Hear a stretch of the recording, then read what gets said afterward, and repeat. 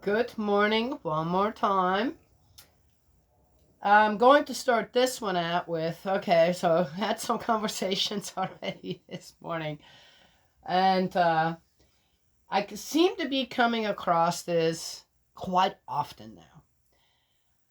And it is something that I try to practice as well. To not be a hypocrite.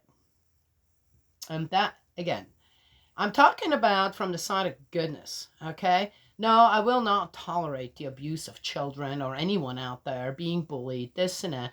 I'm not, no. Never ever are going to get me to agree to that kind of behavior.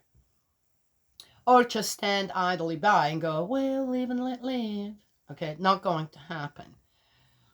But I'm going to try to do it in a respectful way. Try to. I told someone to stick something where the sun don't shine. Then I said, but I'll be praying for you.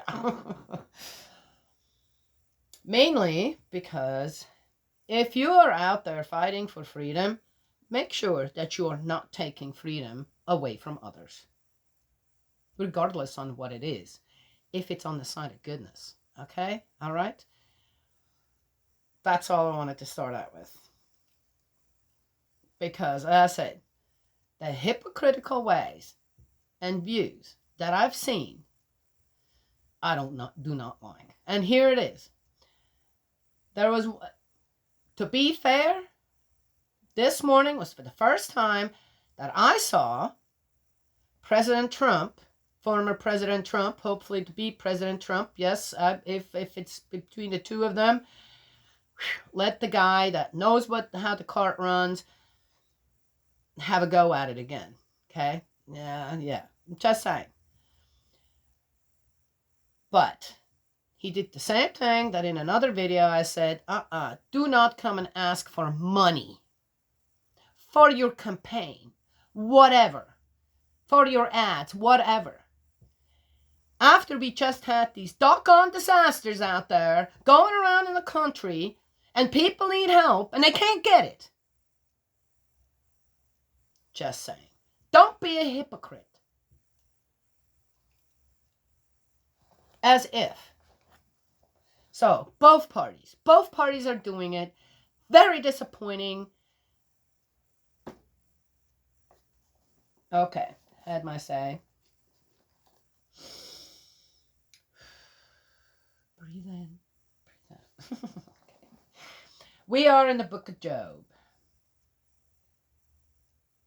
That does not get stopped. Okay, I have to say that does not get stopped right in its tracks, and people go, shut up. Don't you people realize how big of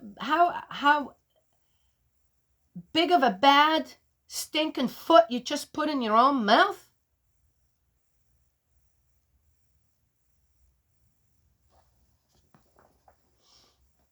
That just ain't right. And if enough people speak up and say, stop asking for money, stop, like you guys don't have enough.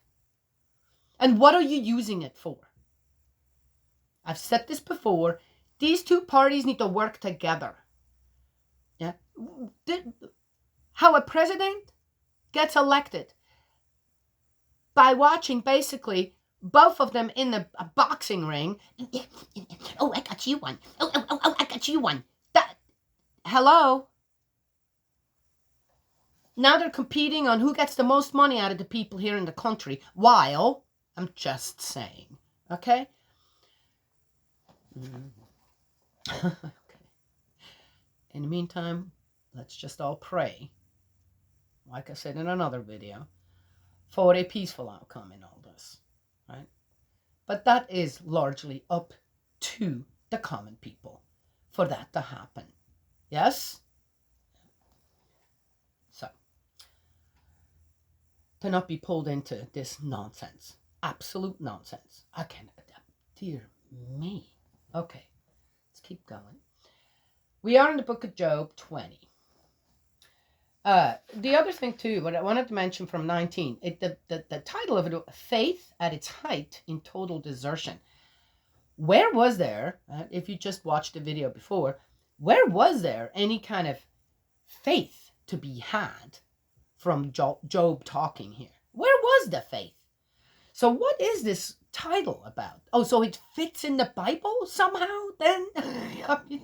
Where? Again, same thing. Oh, there we go. Same thing as I just started out with. The course of justice admits of no exception.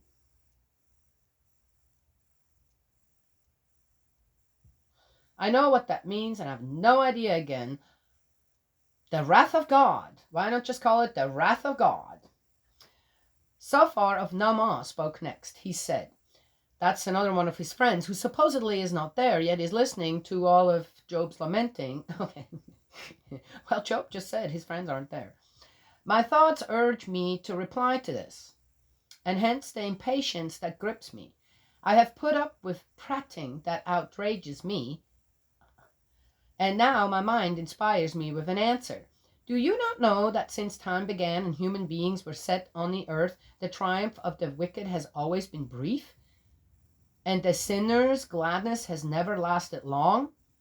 Really, it's been going on for thousands and thousands of years.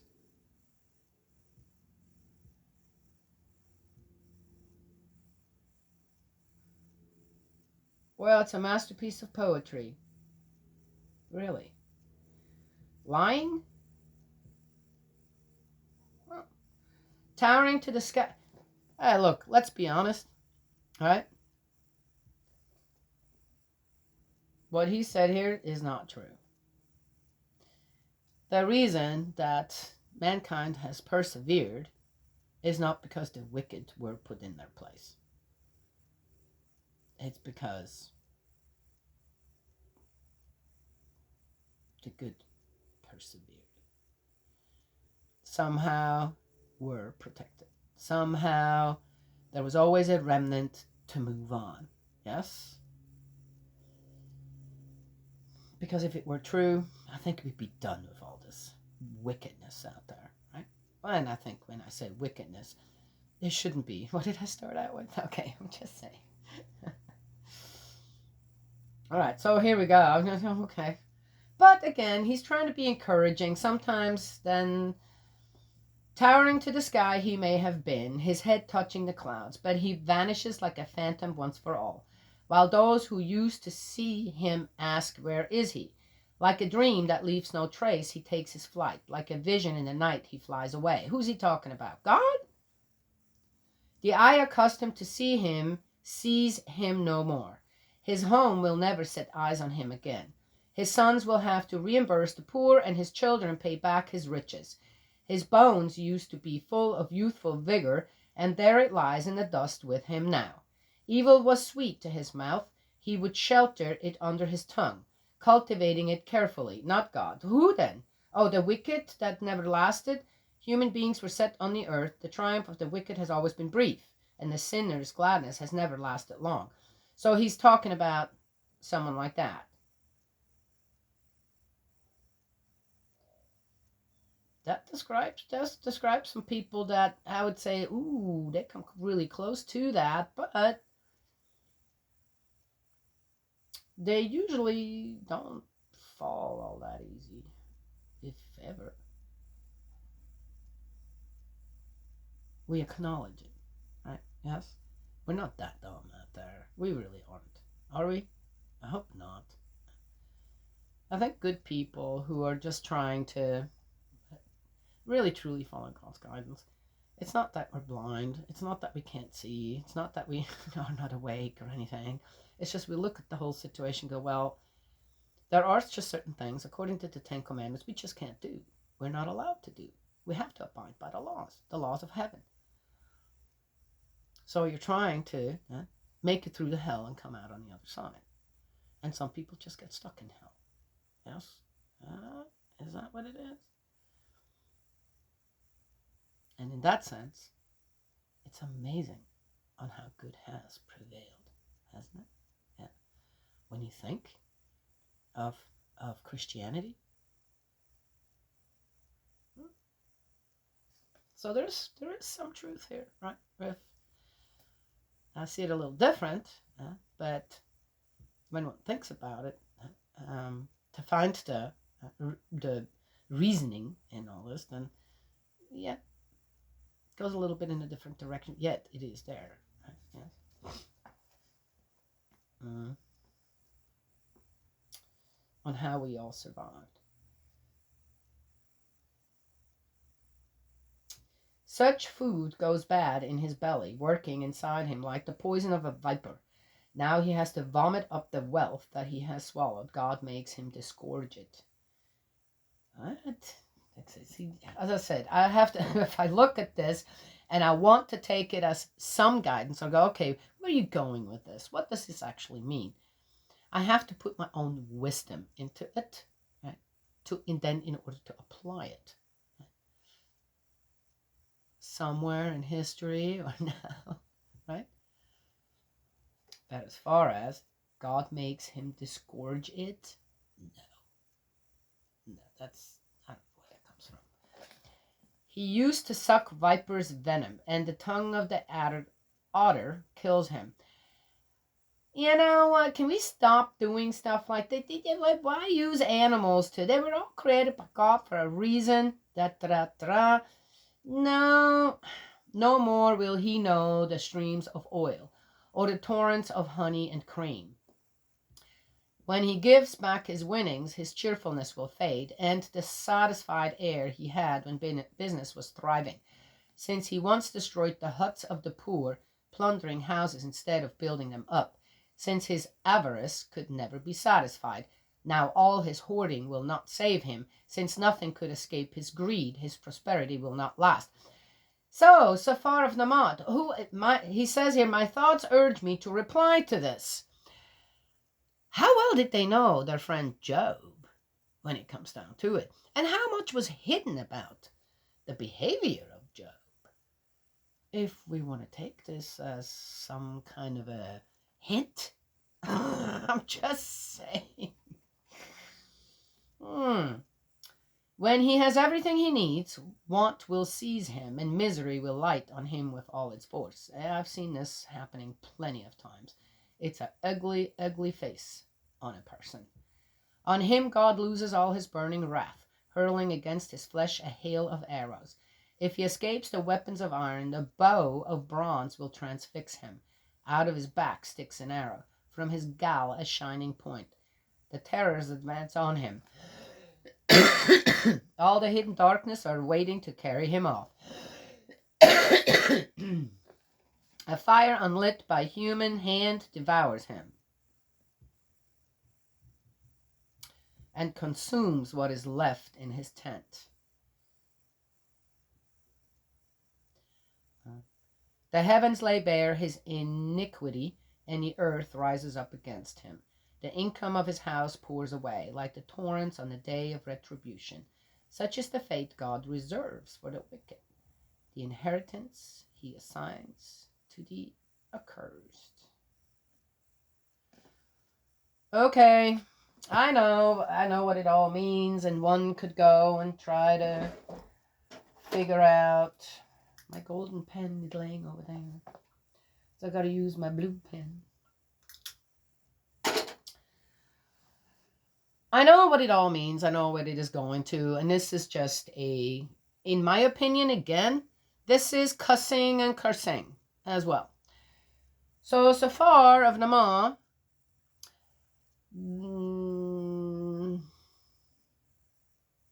is being infected by Job. He can't quite, right? Job may be a little bit right about his friends, or just sort of, well, anyway.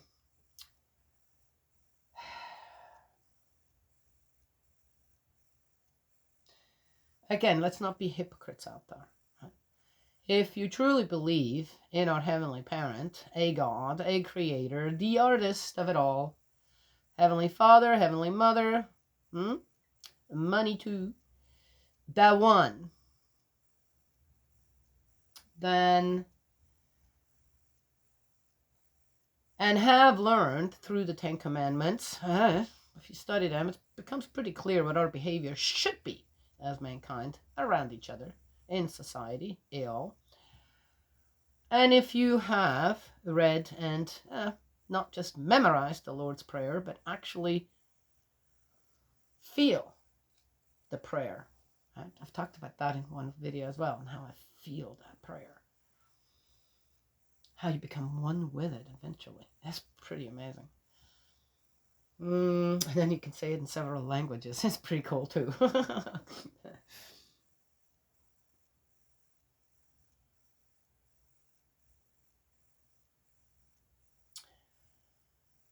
Then we do not cuss and curse out anyone. We understand that restoration takes time and that it will take generations for people to abdicate certain ways of thinking, behavior,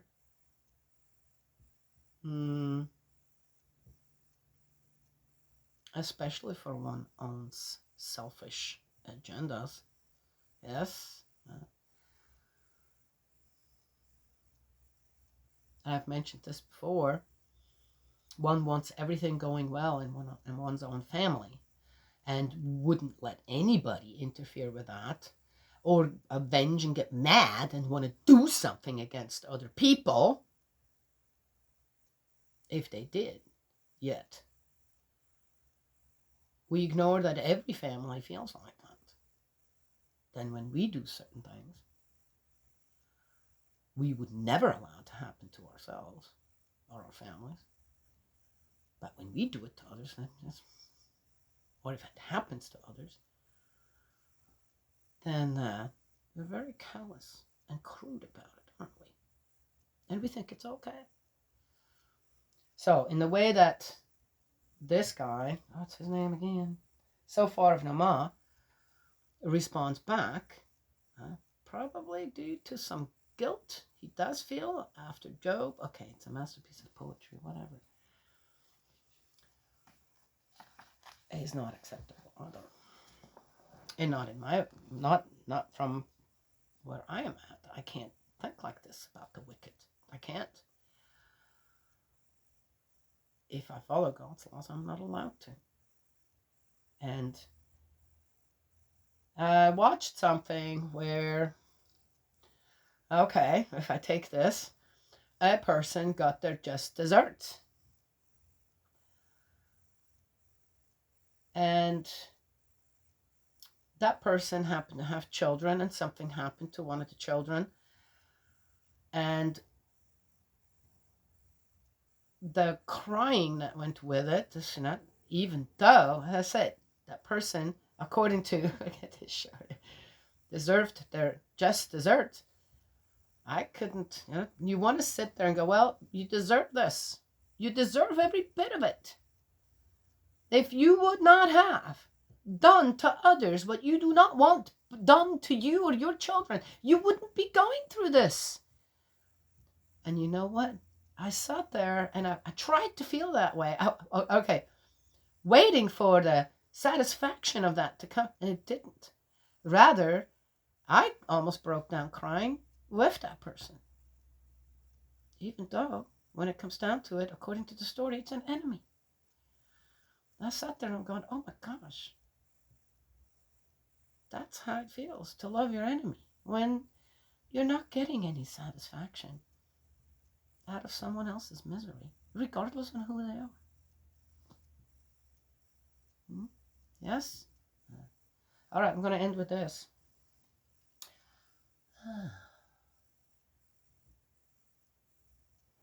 Yep, I'm going to end with this. May Heavenly Parent bless and protect you, bless you with love, and I will talk to you all, God willing, tomorrow.